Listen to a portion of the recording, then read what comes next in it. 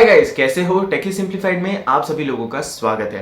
तो आज के वीडियो में हम जानने वाले हैं कि क्या आपके iQOO 7 और iQOO 3 में ओरिजिन OS आएगा, और अगर नहीं आएगा तो क्यों नहीं आएगा। ठीक है, तो सबसे पहले हम बात करते हैं ओरिजिन OS है क्या। Origin OS contrary to the popular belief पूरा का पूरा OS नहीं है, बट रादर एक थीम है फन टच OS की। तो उसमें एक फन टच OS के ऊपर एक स्किन चढ़ा देते हैं। तो आपने अगर फन टच ओएस के कोई भी वीडियोस देखे होंगे, रिव्यूज देखे होंगे, तो आपको पता होगा फन टच ओएस एक्चुअली बहुत ही स्टॉक के क्लोज जाने वाला ओएस है। जबकि ओरिजिन ओएस जब आप फन टच ओएस पे चढ़ाते हो तो वो बिल्कुल MIUI के क्लोज जाने वाला हो जाता है। तो यहाँ पे वीवो ने क्या किया है, ओरिजिन ओएस में बहुत ही ज़्यादा डायनामिक विजेट्स बनवाए हैं। तो डायनामिक विजेट में क्या होता है, आपको बहुत सारी इंफॉर्मेशन आपके होम स्क्रीन से ही मिल जाती है। इसी के साथ आपका बहुत सारा डेटा टेलीमेट्री में यूज़ करके आपको स्पेशल वॉलपेपर, स्पेशल विजेट्स दिए जाते हैं, जहाँ पे आपको कुछ करने की ज़रूरत नहीं पड़ती। आपका डेटा स्कैन होके आपको वो चीज़ें मिल जाती हैं। जैसे वॉलपेपर है, वो आपको बिल्कुल टाइम ऑफ द डे के हिसाब से शैडोज़ वगैरह दिखा के वॉलपेपर चेंज करेगा, राइट। तो ये कुछ चीज़ें हो जाती हैं। इसके बाद हम चलते हैं कि अगर नहीं आ रहा है वो ग्लोबली, जो एटलीस्ट 1 या 1.5 साल तक नहीं आएगा, तो क्यों नहीं आएगा। सबसे पहले हम बात करते हैं R&D की। तो जब ये ओरिजिन OS डेवलप किया गया था, ये डेवलप किया गया था चाइना को माइंड में रख के। तो जब आप इसको ग्लोबली लॉन्च करने की बात करते हो तो बहुत सारी चीज़ों को रीबेस करना पड़ेगा, मतलब चेंज करना पड़ेगा। क्यों? पहले तो है कि जो हर कंट्री है उनके डेटा प्राइवेसी के रूल्स हैं, तो आपको वो फॉलो करने पड़ेंगे। जैसे यूरोप हो गया, उनका बहुत ज़्यादा स्ट्रिक्ट डेटा प्राइवेसी रूल्स है। इंडिया हो गया, हमारा भी डिसेंट सा डेटा प्राइवेसी रूल्स है। जब आप चाइना की बात करते हो, चाइना में आपकी सारी इंफॉर्मेशन CCP को जा रही होती है, राइट। तो वहाँ पे डेटा प्राइवेसी उतनी ज़्यादा सीरियसली नहीं ली जाती है। तो उस केस में डेटा प्राइवेसी के साथ जो कंप्लायंस होता है वो एक इंपॉर्टेंट चीज़ हो जाती है। इसी के साथ सेकंड चीज़ होती है गूगल के साथ कंप्लायंस। जब चाइना की बात करते हैं वहाँ पे GMS नहीं होता, which is Google services. India में और बाकी फॉरेन कंट्रीज में गूगल सर्विसेज आर रिक्वायर्ड। जब आप गूगल सर्विसेज की बात करते हो तो गूगल सर्विसेज के साथ कंप्लाई करने के लिए आपको बहुत सारे स्पेसिफिक कोड बेसेस यूज़ करने पड़ते हैं, जो गूगल की टेस्टिंग में पास होने चाहिए, नहीं तो आपको गूगल का सिक्योरिटी सर्टिफिकेट नहीं मिलता। और बिना उस सर्टिफिकेट के गूगल प्ले स्टोर पे बहुत सारे ऐप्स मिसिंग हो जाते हैं, राइट।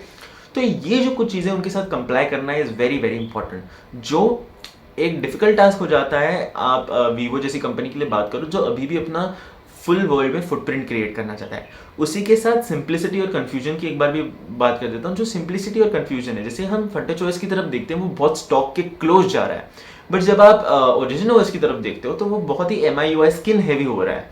तो इन दोनों के बीच में बहुत ज़्यादा डिफरेंस है, और अगर आप एक ऑडियंस को दोनों ही दे दोगे तो एक बहुत बड़ा कंफ्यूजन क्रिएट हो जाएगा, और ये कंफ्यूजन क्रिएट करना ब्रांड के आइडेंटिटी के लिए सही नहीं होता।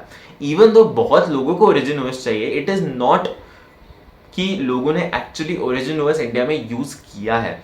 सो will they like it or will they not is a big question. इसी के साथ जैसे मैंने बोला, R&D जो होता है वो हर कंट्री के रूल्स और उनके स्पेसिफिकेशन के हिसाब से होना पड़ता है। तो जब आप उसकी बात करते हैं तो हर कंट्री में जो उनकी R&D टीम है, उनको काम करना पड़ेगा उस OS को उस कंट्री के लिए कंप्लायंट बनाने के लिए। तो वहाँ पे R&D में जो इन्वेस्टमेंट होती है उसका खर्चा एक ओवरहेड बन जाता है, बिकॉज ये सारी जो चाइना बेस्ड कंपनी है ये इंडिया में अपने फोन्स को काफ़ी लो रेट में बेचती है, क्योंकि वो ब्लोटवेयर, एडवर्टाइजिंग, इन सबको यूज़ कर सकती है। बट अगर उसके ऊपर और R&D की कॉस्ट आ जाए तो एक डिफ़िकल्ट थिंग हो जाती है। इसी के साथ अगर मैं बात करूं कि क्या ये आपके iQOO 7 या iQOO 3 में आएगा, तो Vivo X70 सीरीज़ के साथ अपना जो ओरिजिन OS है वो लॉन्च करने वाला है ग्लोबली। अभी तक तो यही इंफॉर्मेशन है।